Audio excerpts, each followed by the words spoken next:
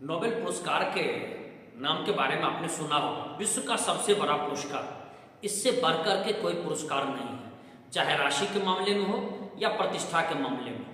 आखिर ये नोबेल पुरस्कार किनके नामों पर दिया जाता है? ये हैं अल्फ्रेड नोबेल। ये स्वीडिश वैज्ञानिक थे, उद्योगपति भी कह सकते हैं, आविष्कारक भी थे। इन्होंने कई खोज किया। इनके नाम पर 355 पेटेंट एक समय में हुआ करता था। इनका जन्म स्वीडन में के स्टॉकहोम में हुआ था। ये लगभग 63 वर्ष तक जिए। इनकी मृत्यु 1896 में हुई थी, 10 दिसंबर 1896 को, और इसी 10 दिसंबर को नोबेल पुरस्कार दिया भी जाता है।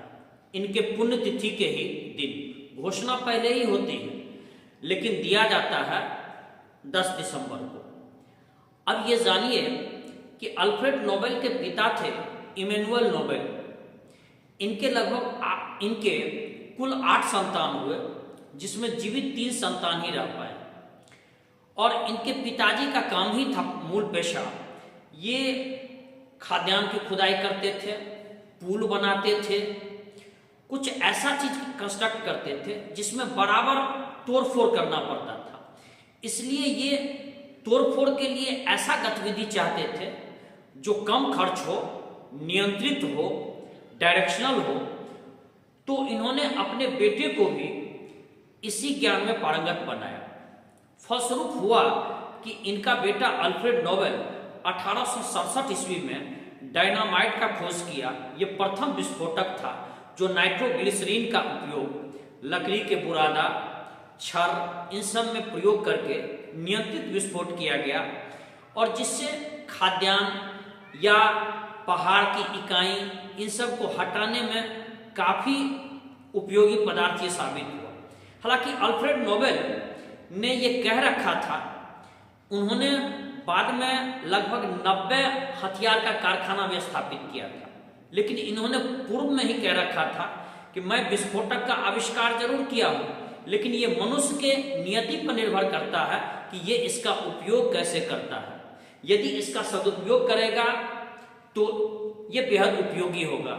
जैसे कि रेलवे लाइन बनाने में पहाड़ अवरोधक चलाया, पुल बनाने में यदि कोई अवरोधक को हटाना है, या किसी विशाल अवरोधक जिसको तोड़ने में लंबा समय लगेगा तो उसके लिए विस्फोटक का सामग्री का इस्तेमाल करके, विशाल भवन है, तोड़ना उसको मुश्किल है या लंबे समय उसको तोड़ने में लगेगा, तो विस्फोटक का इस्तेमाल करके उसको तोड़ा जा सकता है। तो अल्फ्रेड नोबेल का कहना यह था कि यदि इसका संतुलित उपयोग किया गया, मानव के कल्याण हेतु उपयोग किया गया, तो ये अमूल्य आविष्कार साबित होगा, और यदि इसका उपयोग विनाशकारी बम, इन सब को बनाने में किया जाएगा तो ये मनुष्य को नष्ट भी कर सकता है। अल्फ्रेड नोबेल, जान लीजिए कि ये आजीवन अविवाहित रहे थे।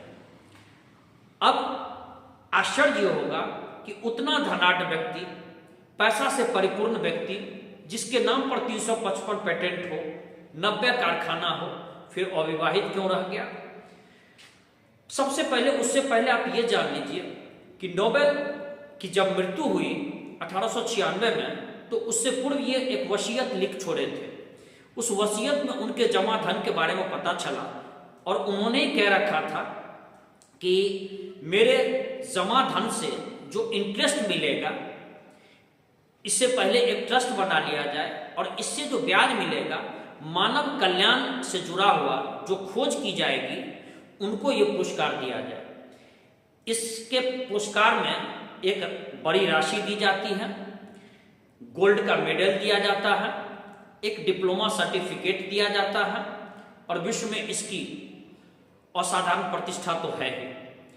तो पहले ये पुरस्कार देना शुरू किया गया 1901 में। ये 5 क्षेत्रों में दिया जाना शुरू किया: भौतिकी, रसायन, चिकित्सा विज्ञान, शांति, साहित्य।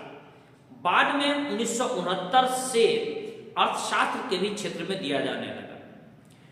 तो ऐसा ही ये अधिकतम किसी एक क्षेत्र में 3 व्यक्ति को दिया जा सकता है, और एक व्यक्ति को भी दिया जा सकता है। एक व्यक्ति को जब दी जाएगी तो पूरी की पूरी राशि दे दी जाएगी। और 3 व्यक्तियों को दिया जाएगा कि या तो तीनों को समान राशि बांट दी जाएगी या एक को आधा और बाकी 2 को आधा आधा बांटा जाएगा। ये तय होता है, वो नोबेल समिति तय करती है। वैसे इनके व्यक्तिगत जीवन के बारे में जान लीजिए कि ये पढ़ने में कोई बहुत ज्यादा तेज थे ऐसी बात नहीं थी, लेकिन ये अविवाहित रहने का इनका मूल कारण था कि इन्होंने 3 प्रेम किया। पहला प्रेम इन्होंने अलेक्जेंड्रा से किया, रूसी लड़की से, जो किसी कारणवश इनसे शादी नहीं हो पाया। दूसरा इन्होंने बर्था शटनर नाम के लड़की से इन्होंने प्रेम किया और यह प्रेम लंबे समय तक चला। आपको आश्चर्य होगा, लेकिन ये भी किसी कारणवश अल्फ्रेड नोबेल से शादी नहीं कर पाई। मृत्यु तक ये दोनों में कॉरेस्पॉन्डेंस चलता रहा और नोबेल पुरस्कार स्थापित करने में बर्था शेटनर की भी बहुत बड़ी भूमिका थी। यहां तक कि 1905 में बर्था शेटनर को भी नोबेल का पुरस्कार भी दिया गया। संभवतः वो शांति से संबंधित पुरस्कार था। इसके बाद एक तीसरी लड़की थी, सोफिया हेज। सोफिया हेज से जो इनका प्रेम चला, लगभग 15 वर्ष तक चला था। 221 चिट्ठियां भी, जिसमें कई प्रेम पत्र भी थे, वो भी बाद में मिला, लेकिन सोफिया हेज ने भी इनसे शादी नहीं किया। विडंबना देखिए, सोफिया हेज ने जिससे शादी किया उससे जो बच्चा जन्म लिया उसकी भी वो मदद करते रहे, सोफिया हेज की भी मदद करते रहे। इसी को कहते हैं शाश्वत प्रेम, अंग्रेजी में कहते हैं इटर्नल लव। अभी वाला इलू इलू नहीं, जो आज यहाँ कल वहां। और आजीवन ये अविवाहित रहे और इनके ही जमा धन से नोबेल पुरस्कार दिया जाता है। और अल्फ्रेड नोबेल, कुछ तो ऐसे आलोचक भी कहते हैं कि उन्होंने अपने हथियार से व्यापक हुए विनाश को संतुलित करने के लिए संभवतः ये वसीयत बना करके छोड़ा था, ताकि मानव कल्याण से उनका ये चीज कंपनसेट हो जाए। खैर, हमें आलोचना और प्रशंसा में नहीं पड़ना है, लेकिन अल्फ्रेड नोबेल एक महान व्यक्तित्व थे और उनके ही नामों पर अभी नोबेल पुरस्कार दिया जाता है। यदि ये जानकारी आपको अच्छी लगी तो आप लाइक करें, शेयर करें।